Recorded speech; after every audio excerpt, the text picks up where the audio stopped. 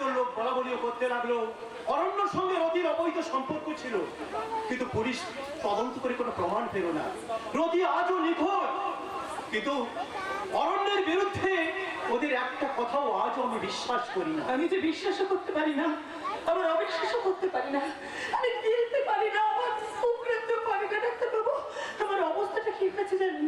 সেই হলুদ বলদের মতো অরণ্য নামক গোলকধারায় শুধু ঘুরছি ঘুরছি আর ঘুরছি।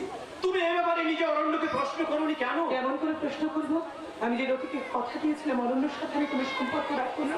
কিন্তু রতি বাক্তিও তো তোমার কাছে মিথ্যে কথা বলতে পারে। একটা মেয়ে হয়ে আর একটা মেয়ের চোখের জলকে মিথ্যে বলে কেমন করে আমি উড়িয়ে দেবো ডাক্তারবাবু? বলো তো, সবার কাছে দামি হয় না লতা, কেউ কেউ কেঁদে কেঁদেও অন্ধ হয়ে যায়। ডাক্তারবাবু প্লিজ ওকে পথটা ছাড়তে বলুন। অনেকদিন তোমাকে দেখিনি, আজ একটু ভালো করে দেখতে দাও। সেদিন মন্দিরে যখন আমি অপদেবতার মূর্তি ভাসাতে যাচ্ছি, তখন তো ও মুখে আমার নাম উচ্চারণ করেই আমাকে থামাতে হয়েছিল। প্রতিজ্ঞা যদি কিছু করে থাকো তা তো টেকেনি, তাহলে আজ বলো না, কিছু বলো না। একটা না গালাগালি না হয় দিয়ে যাও, তাতেও তো গলার স্বরটা বাজবে, অনেকক্ষণ ধরে বাজবে, আমি কান থেকে শুনবো। যদিও গো কাঁদের মন ভীরু ভালোবাসা, জানি তুমি বুঝিবে না তবু তারি ভাষা। যদিও গো কাঁদের মন ভীরু ভালোবাসা, জানি তুমি বুঝিবে না তবু তারি ভাষা। তোমারই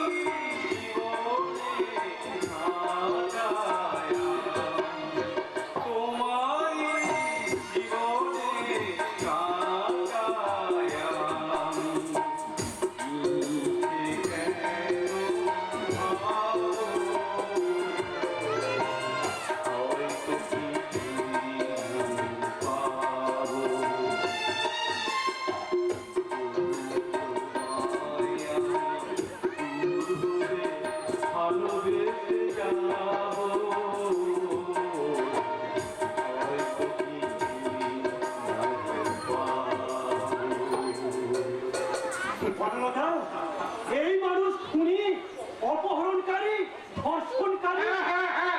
আমি খুনি, আমি অপহরণকারী, আমি ধর্ষণকারী, আমি চোর, গুন্ডা, ডাকাত, আমি কি আর কি নয় আমি নিজেই জানি না। আমি জন্মেছি মানুষের ঘরে, তবু আমি জানোয়ার। আমার বলতে চাই আমার সুখ দুঃখের কথা সবই জানোয়ারের ডাক হয়ে যায়। অরণ্য, কোন পশুর চিৎকার শুনে কি বোঝা যায় ডাক্তারবাবু সে হাসছে না সে কাঁদছে? নিজের জীবনটাকে কিছু সূত্রে নেওয়া যায়, একটু ভদ্রভাবে তো জীবন কাটানো যায়। লতা, লাল রঙের রাঙা কালিতে শুভ অনুষ্ঠানের পত্র লেখে মানুষ। আমার জীবনের সেই রাঙা কালি আজ যে কালো হয়ে গেছে, তা দিয়ে শুধু মৃত্যু সংবাদই লেখা যায়, কোন শুভ সংবাদ লেখা যায়। তুমি তো ব্রেক করতে পেরেছো, তুমি আমাকে ভাষা দেবো বলে বিরক্ত দেখাতে পারো, বোতল বোতল মদ গেলে আমাকে শাস্তি দিতে পারো। পারো কি পরস্পরের মানুষগুলোকে বাঁচানোর জন্য ওই হেমন্ত মিত্রের চামড়ার ফ্যাক্টরিটা বন্ধ করে দিতে? মুখ ফুটে একবার আদেশ করো। তাহলেই তুমি চামড়ার ফ্যাক্টরি বন্ধ করে দেবে? পারবো না তো পারবো। বাপ দিদিদের রতিকে ধর্ষণ করে নিরোধ করে দিয়েছি, অথচ আমারই একটা আঙ্গুলের ইঙ্গিতে শত সহস্র বাগদি পরিবার সান্দ হাসার মতো সূর্য কিরণে চলছে। আর এই সহজ কথাটা আমি কাউকে বোঝাতে পারলাম না। দোষী জানিল না কিবা অভিযোগ, বিচার হইয়া গেল। দেবতার মতো ওই ফ্যাক্টরি বন্ধ করতে ঝাঁপিয়ে পড়বে। স্বর্গের দেবতাকে আমি দেখিনি ডাক্তারবাবু, কিন্তু প্রতি মুহূর্তে অনুভব করি আমার অন্তরের দেবীকে। সে আজ আপনারই সামনে দাঁড়িয়ে আছে। মুখ ফুটে একবার আদেশ করুন, এই বান্দা জান দিতেও কসুর করবে না।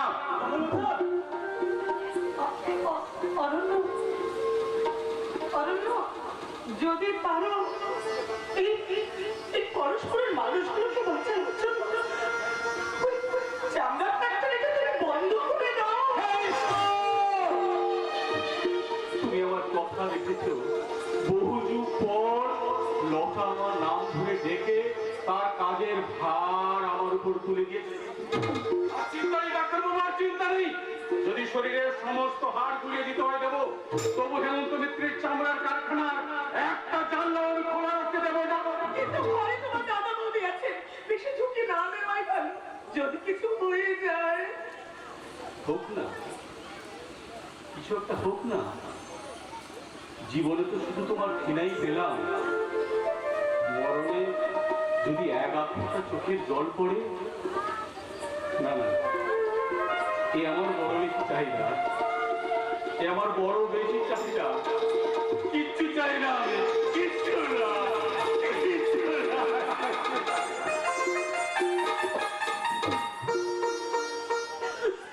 না বুঝে কারে তুমি আসলে আপনি চলে। আমি কিছুতেই ভাবতে পারছি না কি ভয়ঙ্কর এই অরণ্য গাঙ্গুলি গোটা পুলিশ ফোর্সটাকে একেবারে দিশে হারা করে দিলে। শুধু দিশে ওরা নয় স্যার, বেইজ্জত করে দিয়েছে। ওই অরণ্য গাঙ্গুলির কথায় খড়গপুরের মানুষ এইভাবে খেতে যাবে জানলে একটা ইনসিডেন্টের নাম করে আমি এখান থেকে ডেকে পড়তাম। এখন লাঠি টেনে নিয়েছে, তখন না প্যান্ট খুলে দেয়, সরল মানুষ পিল পিল করে ছুটে যাচ্ছে ওই কারখানার দিকে। গোটা কারখানাটাকে একেবারে যন্ত্রের মতো ঘিরে ফেলেছে। বেইমান, বেইমান, সবাই বেইমান, বেইমান।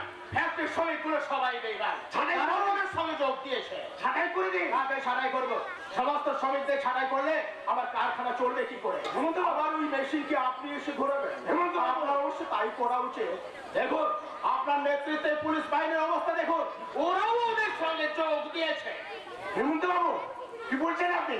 হ্যাঁ, আপনি একটা কথা কেন বুঝতে পারছেন না হেমন্ত? এই কথা, কারোর জীবনে জয় কিন্তু এক নাগারে আসে না, হারতেও হয়। তবে ভালো খেলোয়াড় যারা, তারা কিন্তু হেরেও হারে না। কথাটা বুঝতে পেরেছেন? হ্যাঁ, আমি বুঝতে পেরেছি। খেলাটা এবারের মতো ওই অরণ্য গাঙ্গুলি কোর্টে চলে গেছে। তাই এখন তার হাতে জয়ের পুরস্কারটা তুলে দিয়ে আমি তার প্রশংসায় যতখানি উচ্ছ্বসিত হতে পারবো, মানুষের সিম্প্যাথি ততই আমার কোটায় আসবে আগামী খেলার জন্য। তারপর আমি দেখব যত টাকা খরচ করে ওই নোংরা জলের মুখ ভরাতে হয়েছে, তার চেয়ে আমি অনেক অনেক বেশি টাকা ওই অরণ্য গাঙ্গুলি আর ওই ডাক্তারের জীবনের তবে আমি সব করে নেব। পেতে মারবো ওই অরণ্য গাঙ্গুলি আর ওই ডাক্তারকে আমি উকুনের মতো দিবে মারবো। আপনি প্রশাসনের লোকের সামনে এই সমস্ত ভয়ঙ্কর কথা বলছেন কেন? Sorry sorry officer. তাহলে আপনি দাবি মেনে নিচ্ছেন? হ্যাঁ, আমি মেনে নিচ্ছি। খুশি?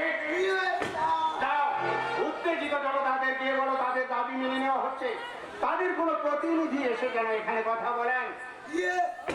আচ্ছা,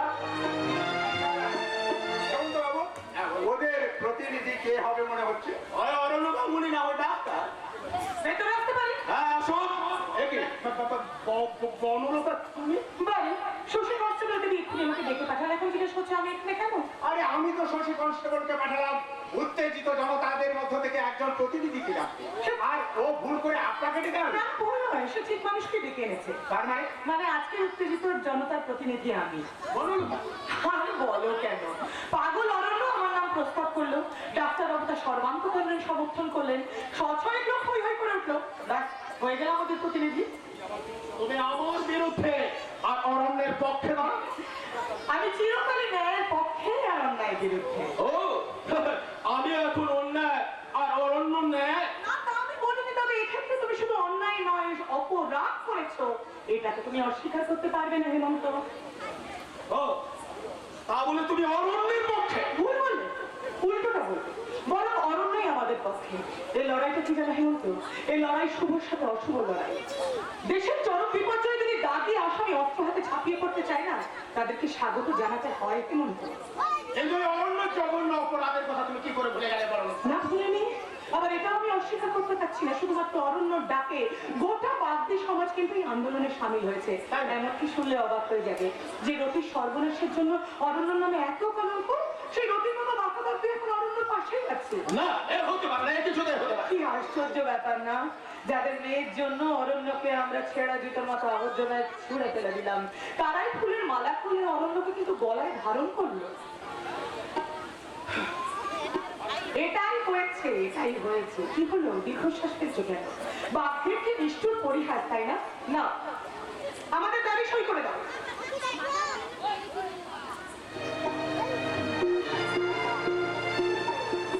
তুমি কিন্তু অনেক আগে বললে, আমি কিন্তু এটাতে সই করে দিতাম বনলতা। দুঃখ শুধু এই বনলতা, তুমি কিন্তু অনেক আগে আমাকে বলতে পারতে। তবু আমি গর্বিত, তুমি আমার চেতনাকে নাড়িয়ে দিয়েছো। হ্যাঁ হ্যাঁ, ভালো কথা। তোমার বিদেশে যাওয়ার জন্য ওই ভলান্টারি অর্গানাইজেশন কোনো কিছু ব্যবস্থা না করলেও সব ব্যবস্থা কিন্তু হয়ে যাবে। কি করে এতগুলো টাকা আমাদের দেবে? এইভাবে দুঃখ দিয়ে কথা বলে আমি তোমার বন্ধু, আমি তোমাকে দেবো। মানুষের খণ্ডটা খুব বড় ছিল হেমন্ত, কিন্তু ভুল করে না কুকুরের বদলে ঠাকুরের সামনে ধরে ফেলেছো। এবার তো না দুষ্ট, ঠাকুর তো মাংস সুখেও দেখে না। দাও, good bye and good luck. এ মানবী না চন্ডালী? এরপর নিশ্চয়ই ওই বনলতার ভাই বনয় নারায়ণের চাকরিটা আপনি চপ করে গিলে খাবেন। পাগল,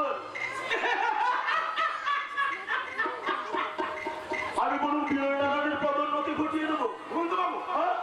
তারপর ওর মা মোহিনী দেবী ওই মাসে মাসে হাত খরচের ব্যবস্থা করে দেবো। তারপর আমি কোথাও চাদর চোখারি মেরামতের ব্যবস্থা করে দেবো। এমন ব্যবস্থা করবো যে ওর বাড়িতে ওই বনলতার পাশে দাঁড়ানোর জন্য আর কেউ থাকবে না। আর তারপর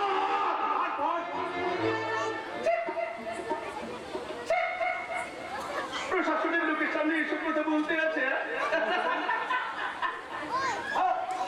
ভালো কথা, আমি আমার নতুন আরাধনার তালিকায় আর একটা নতুন নাম যোগ করে নিন। নতুন নাম? হ্যাঁ, নতুন নাম। সেই নামটা হচ্ছে ওই রথির বাবা।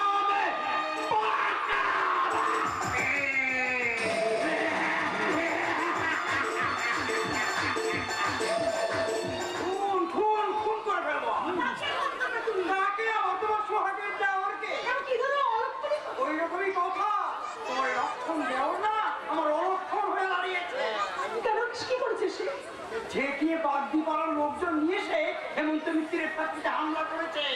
গেল গেল গেল গেল ব্যবসার ব্যাপারে হেমন্তর কাছ থেকে যে সমস্ত সুযোগ সুবিধাগুলো পেতাম এবার সব বন্ধ।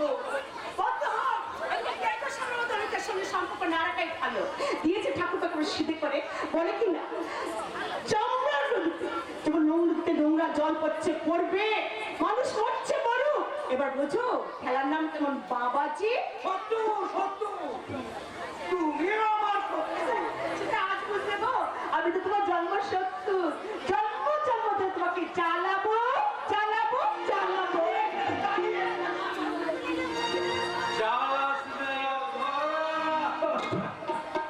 জালাস নিয়া রে জালাস নিয়া তোদের সব গোরা কালকায় আছে।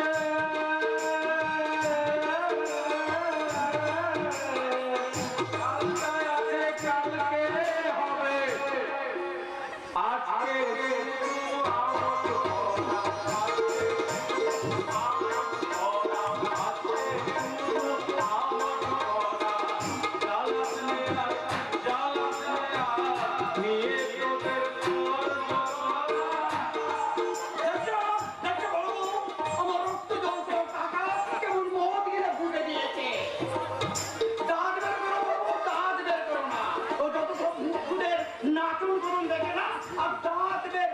মুখ কি করে না? ও তো অমর খৈয়ামের কথা। তুমি অমর খৈয়ামের নাম শোনোনি? তুমি শুনবে কি করে? অমর খৈয়াম তো কোনো মতো তোমার মতো আলুর ব্যবসা করেনি। আলুর ব্যবসা না করু, তোমার ওই মালের ব্যবসা নিশ্চয়ই করেছে, নাহলে তুমিও তাকে চিনতে। যত সব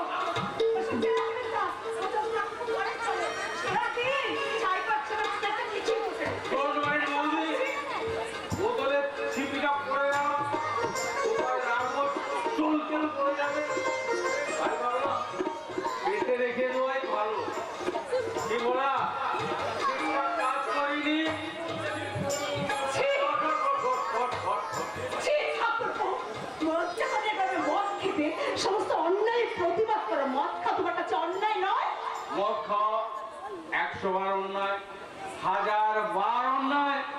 মদ খেলে লিভার পচে যায়,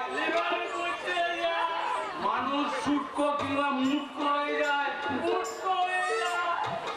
এই মদ যদি আমি ছাড়তে পারতাম বৌদি, তাহলে তাহলে এই স্বাস্থ্যটা নিয়ে আমি কি করতে পারতাম একবার ভাবো তো। প্রতিদিন এক কথা শুনতে শুনতে আমার কান খারাপ হয়ে গেছে। সব কথা মুখস্থ হয়ে গেছে। এবার কি বলবে তাও আমি জানি। কি বলবো? কি বলবে? কি বলবো বৌদি? মদকে আমি ছাড়তে চাইলে কি হবে গো? মদ যে আমার ছাড়ে না গো। পারি না গো। চেষ্টা তো করি গো। হায় দেখো বৌদি, তুমি তো কলিযুগের খোনা মনে গেছো গো। বৌদি আমার কলিযুগের বচন তাহার খাঁটি সোনা, আর জ্ঞান বুঝিতে সরস্বতী, সংসারে অন্নপূর্ণা। বচন তাহার খাঁটি সোনা, আর জ্ঞান বুঝিতে সরস্বতী, সংসারে অন্নপূর্ণা। আর জ্ঞান বুঝিতে সরস্বতী, সংসারে অন্নপূর্ণা। আর জ্ঞান বুঝিতে সরস্বতী, সংসারে অন্নপূর্ণা। বৌদি, আজকে আজকে এই ভোলাটাকে 200 টাকা দিয়ে দাও বৌদি, ওরা প্রাণ ভরে আনন্দ করুক। প্রাণ ভরে আনন্দ করা মানে তো পেট ভরে মদ না না না না না না, মদ খাবে না, মদ খাবে না। আরে বলা, বেশি মদ খাস না রে। ওই তো বেশি খাই। আরে খাবে না, খাবে না বৌদি, খাবে না, ঠিক আছে। খাবে না। এই নাও। 200 টাকা নাও। সঙ্গে সঙ্গে দেবো বলে না চলে বেঁচে রেখেছি। কি করছো বড় বউ, কি করছো? ও টাকাকে খরচ করছি 200 টাকা। জামদানি ক্যাপ্টেন, তোমার অতি ছোট বোন। এখন দেখুন কিন্তু এসব আমার কষ্টের টাকা। এই টাকা তোমার নয়, আমার বাপের বাড়ির টাকা।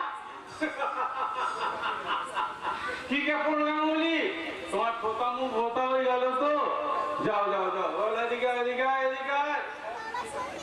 যাও যাও যাও, তোমরা সব যুদ্ধ করেছো ভালো, মুখ করেছো আলো, ঘরে ফিরে যাও সব লাচিতে লাচিতে। হেমন্ত মিত্র বসে আছে চুষি কাটি হাতে, চুষি কাটি হাতে। গেল গেল গেল অন্নপূর্ণা এবারে বাড়ি ছেড়ে চলে গেল। কেন কি এই ধরনের অপয়া কথা? অপয়া কাজ চলতে পারে, আর সেটা করলেই যত দোষ। তোমার এই আদরের দেও, তোমার এই আদরের দেওরই এবার এ বাড়ি থেকে অন্নপূর্ণাকে মেরে তাড়াবে। কি বললে দাদা? তুই ঠাকুরপো, কিছু বলতে পারো না, ঘরে এসো, চোখে মুখে কিছু জল দেবে। না, আমি ঘরে যাব না। কি বললে তুমি?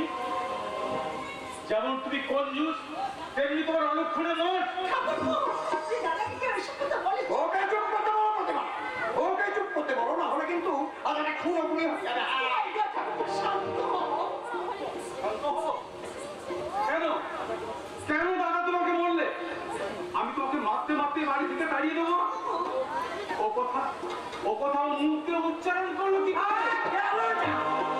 আমি আবার প্রতিমার কথা কখন বললাম? আমি তো বলেছি এ সংসারের অন্নপূর্ণার কথা। হ্যাঁ, আমিও তো বলছি এই সংসারের অন্নপূর্ণার কথা। সে অন্নপূর্ণা আমার সামনে দাঁড়িয়ে। কি বলছো ঠাকুরপো? হ্যাঁ বৌদি, আমি ঠিক বলছি। এ বাড়ির গাঙ্গুলি বাড়ির অন্নপূর্ণা তুমি বৌদি, তুমি গাঙ্গুলি বাড়ির অন্নপূর্ণা তুমি। একটা সন্তান এনে সংসারটাকে পূর্ণ করতে পারলো না, সে আবার নাকি অন্নপূর্ণা।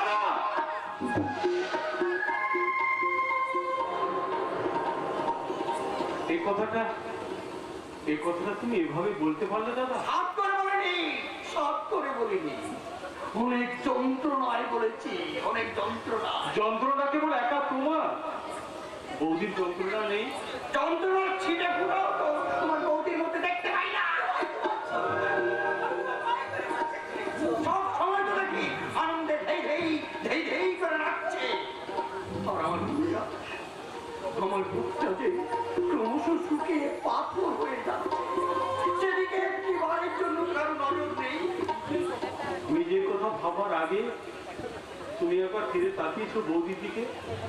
একবার মনে করে দেখেছো সংসারের জুতো সেলাই থেকে চণ্ডীপাঠ পর্যন্ত সেরে যে মহিলা মুখে সবসময় হাসি ফুটিয়ে রাখে তার অন্তরে সত্যি সত্যি হাসি আছে কি না? সেটা তো নিজের ব্যাধি। কোন ব্রহ্মা বিষ্ণু মহেশ্বর বলেছে ব্যাধিটা তার, তোমার নয়? নিজের বয়স এসব কথা আলোচনা করে চুপ করো তো। যাও যাও, আমাকে সব মিথ্যে জ্ঞান শোনাতে এসো না। হবে না বৌদি, হবে না। বিষ খাওয়া যার স্বভাব হয়ে গেছে তার মুখে অমৃত রুচবে না। হ্যাঁ হ্যাঁ, এই বন্ধা নারীর স্বামীর আবার অমৃত আর বিষ। বন্ধা নারী না পুরুষ তার বিচার করবে ডাক্তার। আমি ডাক্তার বাবুকে দিয়ে তোমাদের দুজনকেই পরীক্ষা করাবো।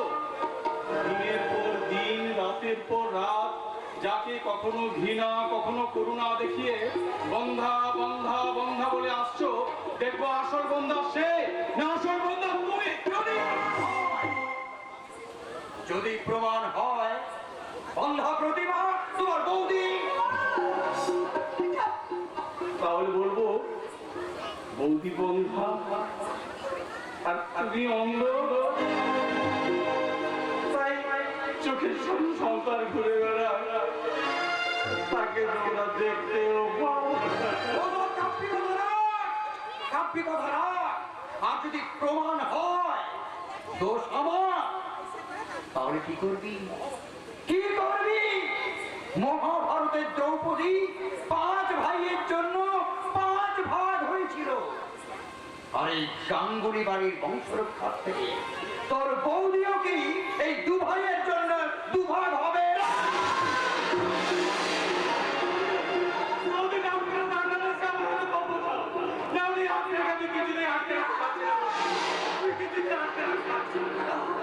মনে করে দুঃস্বপ্ন ঘুম ভেঙে গেলে কিছু মনে থাকে না। কিন্তু চিরকালের জন্য যতদিন আমি ঘুমিয়ে পড়েছি এরকম আমার ভালো লাগে, এরকম আমার ভালো লাগে। তোমাকে যত্ন করে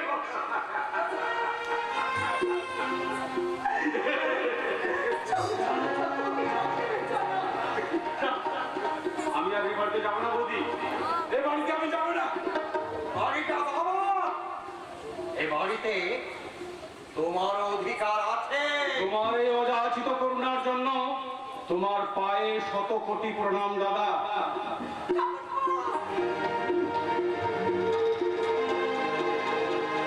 আমি বাড়ি ছেড়ে চলে যাচ্ছি। হ্যাঁ বৌদি, হ্যাঁ, আমি বাড়ি ছেড়ে চলে যাচ্ছি। আর যাওয়ার আগে বলে যাচ্ছি, সতী নারীকে অপমান করার সাহস মুনি ঋষিদের হতো না। তুমি সেই সতী নারী সম্পর্কে যে পাপ কথা মুখ দিয়ে উচ্চারণ করেছ গাঙ্গুলি, আমি আমি আমি তোমাকে অভিশাপ দিচ্ছি।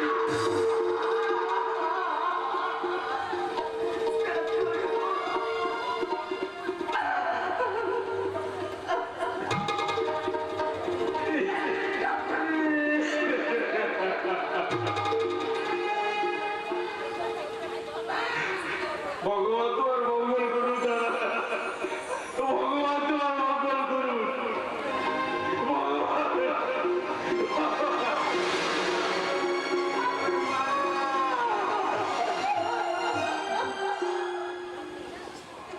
অমঙ্গল, গাঙ্গুলি বাড়িটা ঘোর অমঙ্গল।